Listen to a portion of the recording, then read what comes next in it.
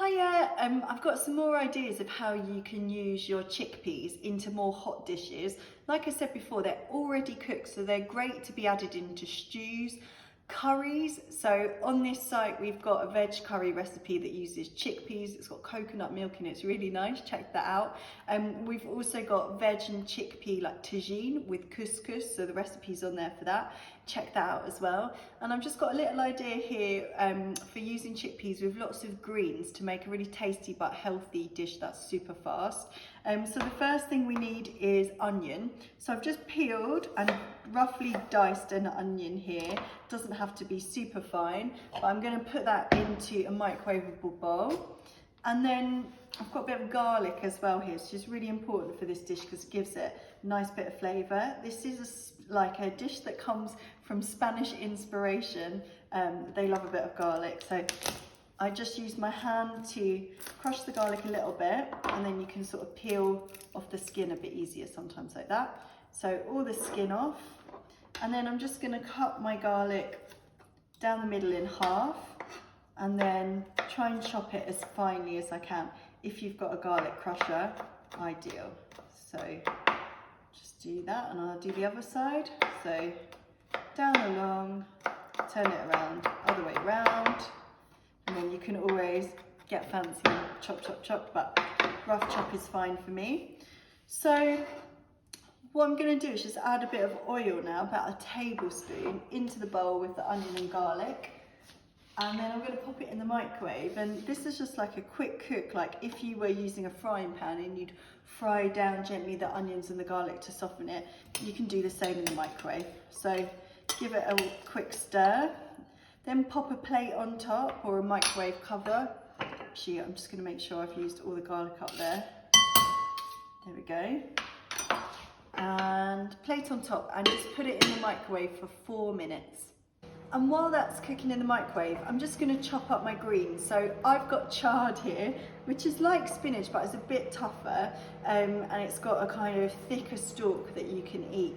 Spinach is great from the bag, and it doesn't really need chopping because it's already normally in like a baby leaf. If it is quite big, then you can chop it up. All I'm going to do is grab bundles of chard like this. I've given it a good wash as well, just to make sure there's no soil on it. And then I'm just going to chop it into strips. So use both hands, just bunch it up, and then chop like that. It doesn't have to be perfect, it's just going to cook down. But otherwise I'd be kind of dragging big bits of leaf up with a fork. So I'm going to get on with chopping the rest of that. So I've just got the onion and garlic out of the microwave, and you can see it's nice and translucent, so that's cooked down. Hooray. And then I'm going to use the flavour here, which is key to this whole recipe, is smoked paprika. It's really nice. You can get a kind of spicy one or a sweet one. I'm using a sweet one here, and I'm going to put in a rough tablespoon, or however much I've got left in there. So it feels like quite a lot, but honestly it's such a nice flavour with the garlic and onion. And I'm going to chuck in now my chickpeas and stir that all around. So all I did was drain the water out of the chickpeas first. Lovely. So giving those a really good stir. And then I'm going to add in all of this chard, which is about 200 grams worth, if I can fit it all in. And I'm just going to try and give it a kind of fold in, because it's quite hard to stir it because all the chard pops up like that. So just moving the chickpeas over, see if I can get it all in. And it's amazing how much the greens cook down, and chard holds itself a bit better than spinach, but when you put spinach in, it sort of disappears, so you always need more than you think. But this is a really good green for you. It's full of vitamin K, lots of antioxidants, so it's a really good thing to eat. And then I'm just going to incorporate about 1/4 of a mug of water as well, which will help the chard cook down too. It'll sort of steam it in the microwave and create a tiny bit of a sauce.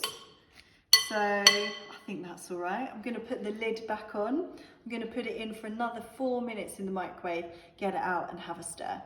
So I've just got that out of the microwave, and the chard is nearly cooked actually, but I'm going to give it a few more minutes in the microwave just so that the stalkier parts are really nice and soft. So I'm going to put it back in the microwave with the lid on for another 4 minutes. And so I've taken it out of the microwave now, everything's cooked, so that's all good. I've just tasted it and I think that it needs a little bit of salt. So just, you know, season it to your liking. You could always whack a bit of chilli on it as well if you think that it needs a bit more heat. So I'm going to put a little pinch of salt, about 1/4 teaspoon, through that and stir it in.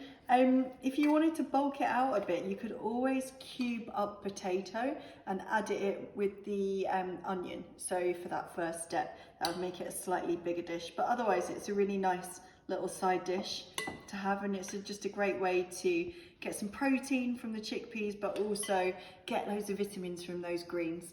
Hope you enjoy.